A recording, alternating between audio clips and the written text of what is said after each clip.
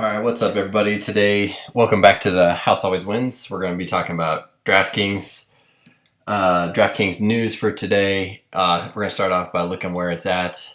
I'm a little surprised by this because today it's up 1.26% on a market day where the S&P has actually been down. Let's see here. S&P is down just a little bit, pretty much neutral, but it actually surprised me because today opened up. I kind of was expecting this stock should go just with the market, but I'm kind of seeing how many of you guys, and certainly me, think that there's this huge pent-up demand for sports. We know with Penn National Gaming, there was like lines outside of their casinos and racetracks and stuff when the public heard they were reopening. So I think there's just this huge pent-up demand, especially when sports and stuff comes back. I think DraftKings is going to start going crazy. So we're just going back to, let's actually just leave this here. We can go back to my watch list here. But I'm going to make this one pretty quick because I have some questions here about 3 stocks I got on my video yesterday. So I'm just going to do a response to those. The first one, we're going to talk about some Chinese stocks. And my first concern with this is I do own a Chinese stock, but it's not on a New York Stock Exchange or a NASDAQ or anything. But the Senate passes a bill to delist Chinese companies from exchanges. So obviously Alibaba is on one, Baidu, some other stocks we're talking about is this one is going to be, we're talking about BYD and NIO. And I think the first thing I'm going to say is I see some concerns here with NIO just because it's a Chinese company on the NYSE. So that is the first kind of red flag here. And they are coming up on earnings here, May 28th. It said the stock fell 16% on March 8th after fourth quarter earnings missed estimates, although it's also jumped 45% on December 30th after third quarter. So this one's obviously really volatile, but my initial inclination is to stay away from this one. And it's mostly because of Tesla. And I was actually not even sure about NIO. I hadn't heard of it. The bigger one I'd heard of was BYD as being their competitor in China. But I think if you look at all the analysts and stuff, I think I'm staying away from this one. And I'm thinking that Tesla is going to be the answer here. Just because I've traveled to China and there's a big demand over there for like American products. They see American products as quality, like iPhones are in really high demand. Tesla, I did see a lot of Teslas over there when I was in Qingdao. They see these companies as like higher quality than Chinese companies, and they see them as like aspirational products. So you go over there and like even like Buicks from like GM is like popular over there. So I honestly see more of a demand, and this is the quality of Teslas with their over-the-air updates and everything being the way to go on this. The other one, Vector IQ, this one I'm a little bit more intrigued as. The way I see this one after doing some research on it is more of a spec short-term play with Nikola Motors event coming up where people are, see the new IPO coming up with Vector IQ and the merge. Long term, though, again, I'm going to go with Tesla. But if you want to get in on this Vector IQ and Nikola Motors deal coming up and you expect it to pop, I'm not against that. But like long term, I'm going to show you, like, here's just a clip of the Tesla. I'm just going to be quiet here. But I think Tesla, with these semis and the way they can do these like caravans once these come on, and like Walmart's already got orders for them. So I think that I would be too afraid of Nikola long term with Teslas and their batteries and their energies and like the lead that Tesla has in over the air softwares and everything. That rather than Nikola, I think Tesla's the answer, honestly. But if you want to do a short term play, but here's just a quick. I'm just going to do like 1 minute of video here of Musk and why this Tesla looks like it's pretty tough competition for Nikola. Gears. There's no you're not constantly shifting gears. It has one gear. So it's smooth. It's like driving. It's like driving a Tesla. It's as though you're driving a Model S or Model X or Model 3. It's just big. It's super easy to drive, and it feels incredibly responsive. It's unlike any truck that you've ever driven. And the point of view that you have is also incredible. We put the driver in the center.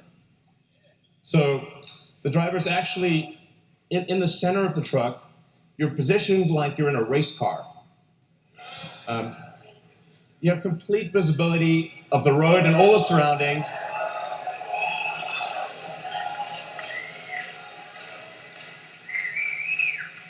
It's a beautiful, spacious interior. You can stand up inside. It's got redundant screens, and it just feels incredible to drive this. It's one of the best feelings. It's incomparably better than any other truck on the road. You really have to drive it to understand just how good that feels. Like, I can drive this thing, and I have no idea how to drive a semi. So obviously here we see, I think electric semis are definitely the future, especially if they do full self-driving and that you don't have to go to truck school and all that stuff. How this competes with Nikola, I don't have the answer, but I think Tesla has the lead in batteries and everything else. And just they already have all the orders and stuff from Walmart, like I was saying. So I'm staying away from Nikola as a long-term. The last one I was going to ask about, you were asking about, is was Berkshire Hathaway, and here's my quick video on that. And this is going to be my answer to everything you kind of need to know on Berkshire. Berkshire's overall record versus the S&P. Berkshire has now underperformed the S&P 500 on 1 year, 3 year, 5 year, and 10 year marks. Yeah. Is that because it's too big, and will it ever be able to outperform the? Well, certainly being too big is part of it. But I would say this: during that same time, I mean, last year we achieved. Now, I don't like it, GAAP earnings very well, but we achieved the highest GAAP earnings of any company in the world has ever achieved that's investor owned. And we have the highest net worth of any company in the world, investor owned, any company in the world. So I would say, related to safety of principal over time, I feel good about it. And I feel good about the fact that 99% of my money's in it, and that it will be the source of all the philanthropic contributions that are made for 15 or dozen years after I die. So, but I do not think it will be in the top 10% of stocks performing over the next 10 years. I don't think it'll be in the top 15% of stocks performing in the next 10 or 15 years. I also don't think it'll be in the bottom 10% or 20% or 30%. So, but our ability to have a huge edge over the market generally with a $550 billion market value, it'll be minor, but it'll be done in a very, very safe manner. Is an investment in the S&P 500 a better investment? It could be. It could be. Okay, that's all I'm going to let play here. But basically, this thing is the S&P 500. Like, it's underperformed it every year. The last 10 years, the Berkshire Hathaway, but it has more downside protection than the S&P. It doesn't have as much like energy. It does have a lot of financials. Like, he's got Bank of America and Wells Fargo and stuff. He's moved around in it. But it's basically, I would say, just go with the S&P 500 in a low-cost index fund, honestly. But if you buy some Berkshire Hathaway, it's the same thing. And the other thing in this interview, I'm just not going to try and find it in here, but he basically said for his investors, the only investors he prefers to invest in it in like his different class of shares is people who are in it for like 50-year terms, that people who just buy and hold, which you could do with the S&P 500 index fund. Or if you just buy Berkshire Hathaway, I'm totally good with it. I think it's a good call, but it's basically an S&P 500 with minimum downside protection. So if you like that, you can kind of look at dividend comparisons between the S&P and Berkshire Hathaway. But that's basically what you're getting, is my last opinion on this one. So this video is going to run a little long. If you want me to go into any more details about these stocks in more, like a full detail on each one, I can do that. But this was just a quick take on NIO, Vector IQ, and then this Berkshire Hathaway. And then we're obviously talking about Draftkings and using that as long-term play. In upcoming videos, I'm going to talk about the Chinese stock I do own, my other index funds I own, how much is in each position, and just with this channel, since it's new, like, go ahead and subscribe and hit the like button, and I'll get to all your comments. I'll go into detailed analysis of any one individual stock, or I can do like this video,